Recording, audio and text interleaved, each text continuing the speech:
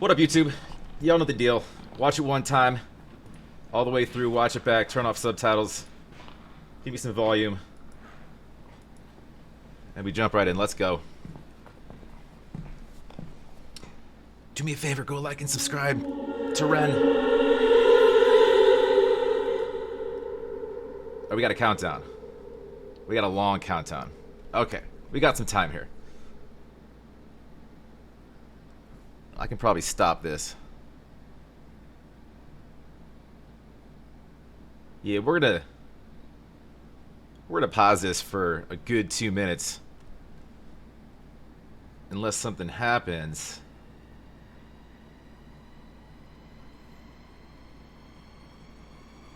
He's got this build-up music. I'm not really sure what's going on.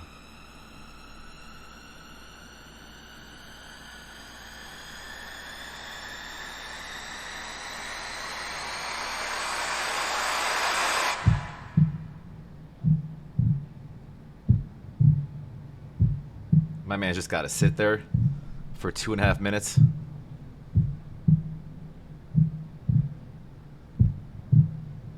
Spooky. Well, we can wait. I can make my reaction as long as I fucking want. That's the point of it being my reaction, right? Wait, you said money game? I thought y'all said money train. Y'all are goofy. I literally just got back from the gym in time for an email from my job. That's real bad timing. Hold on a second.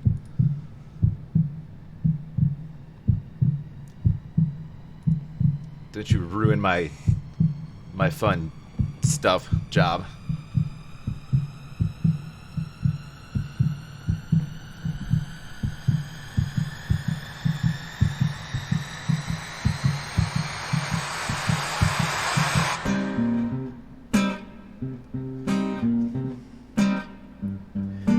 I feel like Ren loves this type of fuckery. It's just...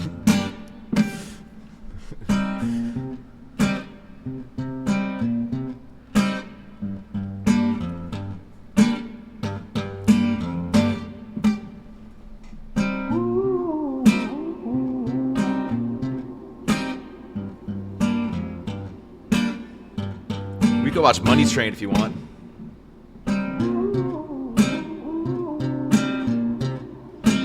Like a 6-minute video.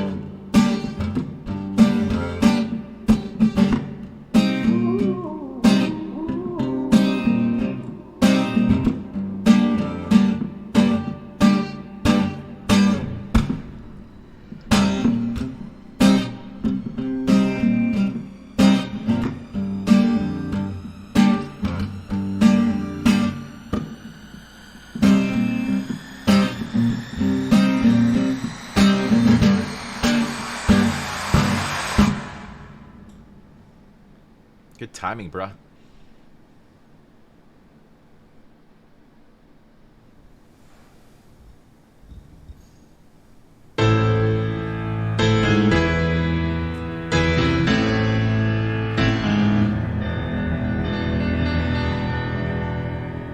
It's different.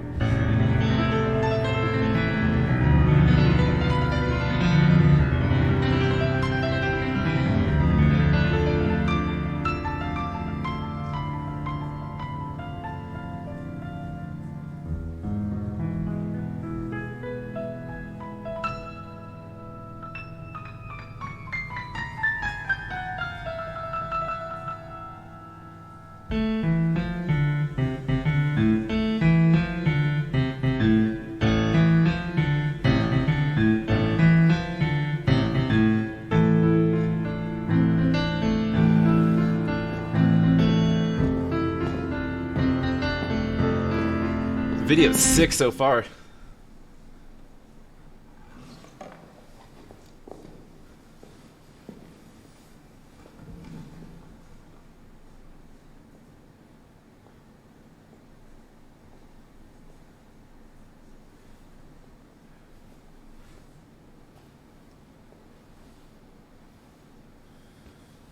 About to get some creative shit going on right now.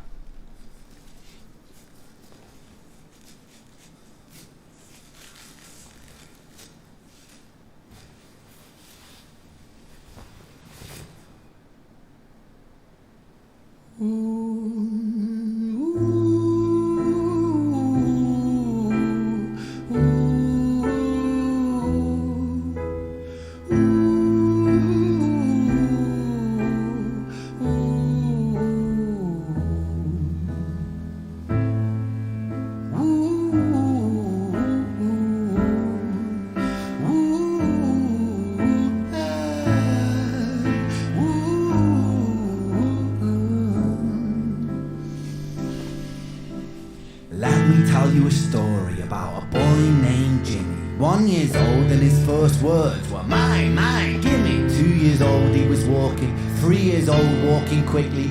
4 years old he was running round the pavements of his city. 5 years old and his daddy told him, listen here son, you gotta learn to be a man. A man he works for what he wants. 6 years old and he's reading, writing, top of the bunch. And when he's 7, his regression made him student number 1. 8 years old and he's praised for unusual grades. 9, his parents paid for private school to nurture the flame. 10, 11, 12, 13, he ascends and ascends. His daddy tells him, son, money is the means to all ends. 14, solving complex mathematical equations. At 15, IQ 150, still elevating.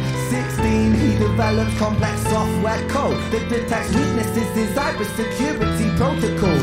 17, and he sells his vision, keeping the share. Not yet an adult, but he's practically a millionaire.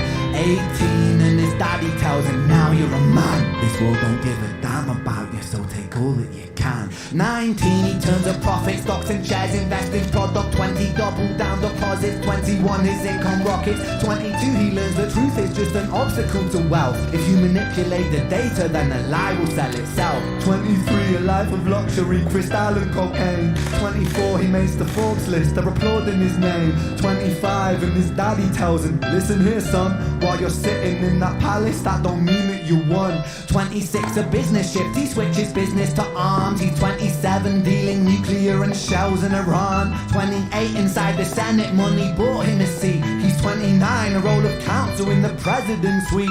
Now he's 30, his daddy says you're losing the race. You're just a servant to the king, not even in second place. 31, a big maneuver for his daddy's approval, moving imports over borders from the exports out of Cuba. 32, moving grams, growing kilos to tons. He's 33, filling warehouses with powder and guns. 34, turf war with nobody to stop it. Blind eye from the po-po inside of his pocket. Little blind eye shout out. 35, he gets the call. I'm sorry son, but it's your father. Had a heart attack, I'm sorry, he's gone. 36, getting pissed off, abusing his product. 37, eyes glazed, disposition demonic. 38, with a prostitute, a moment of passion, eating off a silver spoon and then chasing the dragon. 39, getting reckless and hungry for power. Daddy's words are still driving him to kill and devour. Makes a move against the cartel, but the strategy's flawed. They retaliate and leave him in a hospital ward. A bullet buried in his vertebra and one in his leg. The doctor sighs and says, I don't think you'll be walking again. Fuck.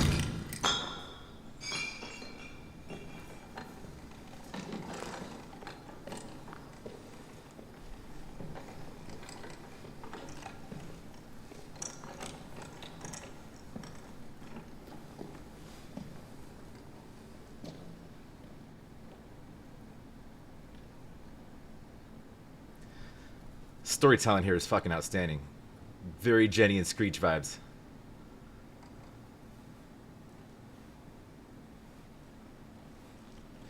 Let me tell you a story about a boy named Jimmy. He was 40 and he cursed the words, mine, mine, gimme. 41, he wasn't walking. 42, not walking quickly. 43, never running round the pavements of his city. 44, inside a palace with a mountain of gold. But those riches turn to rubble when perspective evolves. Weighing heavy on his conscience is the value of gold. Lamborghini for a life, trading money for souls. Jimmy followed the code inside the land of the free.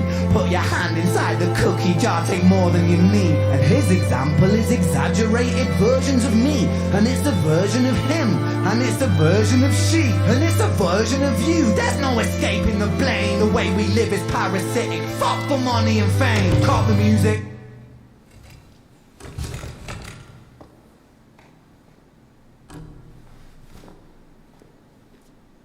This isn't entertainment, this is real life. The way we live is lunacy, community, it declines. Hyperpolarized, always fighting, then we divide. Truth is less important than the money that we design. Money's an invention, politics from our invention. They all come from people's ideas. Did I mention? Border's an invention, law and order fuel the tension. It leads to people killing each other. My solution?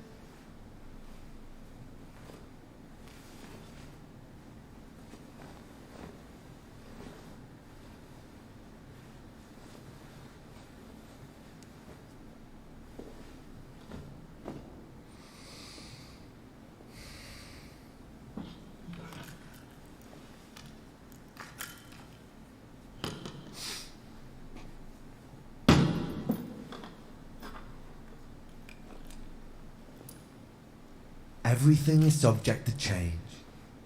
We could build utopias if individuals were taught to use their brains. But if we teach kids in schools to always be sheep and put themselves before the herd if there's more money for me,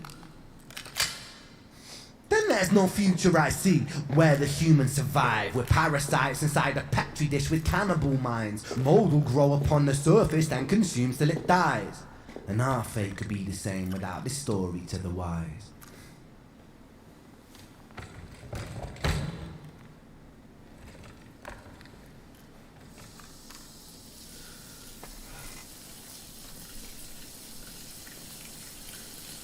"45.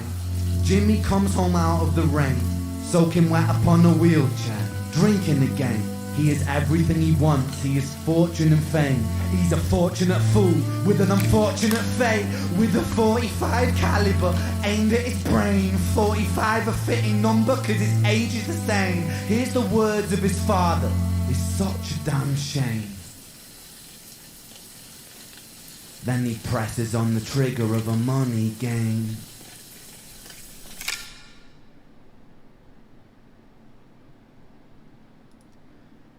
Yo. I don't think I need to watch that again to review that. That's not breaking bars apart. That's a story that can be applied to so much over time of greed and power, and it's the symbolism that he's kind of dipped in there straight from the jump too.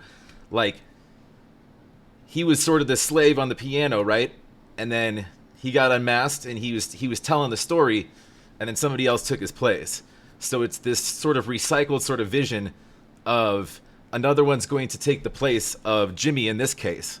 I didn't mean to rhyme that, but basically it's human beings from the roots, just trying to achieve what is sort of societal. This chat has got to go.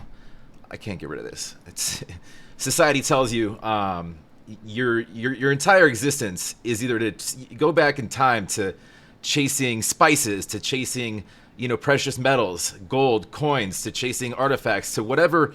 And he used to use this. This is way different than the vibes from Money Game 1 and 2. This had a lot of, like I said, Jenny and Screech vibes in it, right? Because it's more storytelling. This is a Broadway piece. This shit's just, and all the symbolism of just in one room too, of sort of the servants playing the chords behind him, just sort of catering to him.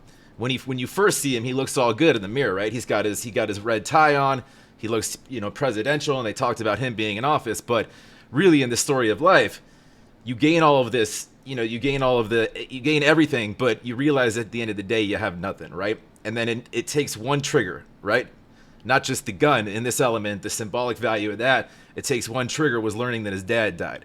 And essentially that just clicked on something in his head, is like, well, he's sort of brought me up, and he was the one to teach or engrave these values in me of this greed and power, and I've got everything in the world if I'm, fucking Donald Duck and I'm diving in a pool of gold. But like, what do you really have? Because you have no soul. You've sold that out a long time ago, all along the way, and you can be a fucking valedictorian and a scholar, and you could write code for everything in the world. But like, I mean, you look at the most successful people over the years, like, in their own like rights, and a lot of them essentially weren't really happy.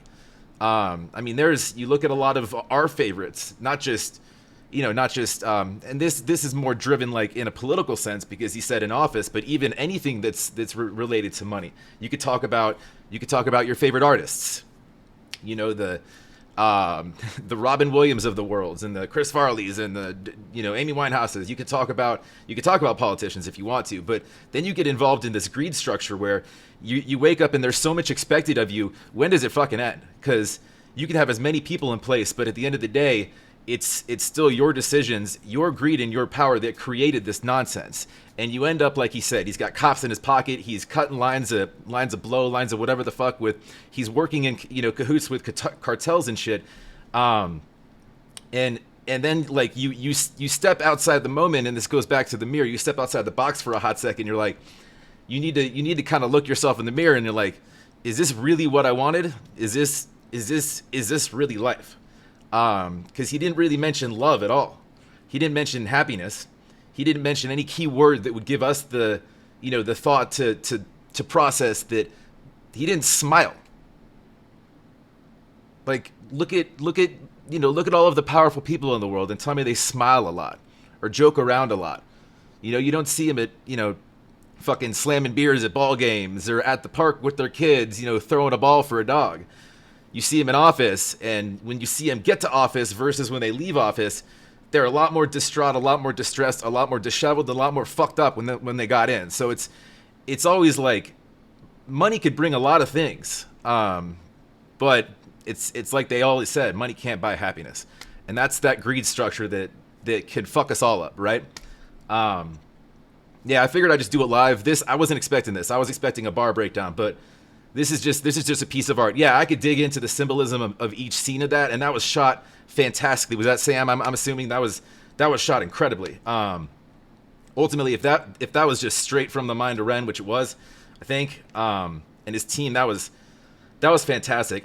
In my head, I was like, the buildup is like, am I going to be disappointed because I love Muddy Game 2? The answer is absolutely not. That was fucking great. Kudos to Ren. And I'm going to leave it at that. But if you want me to pick it apart, I can review this again. But I'm just gonna post it and we'll run with it. But that was great. Go subscribe to Ren. Go follow Ren around. That was fantastic. Like if you like, comment down below, subscribe, and we'll keep it moving. Nice work.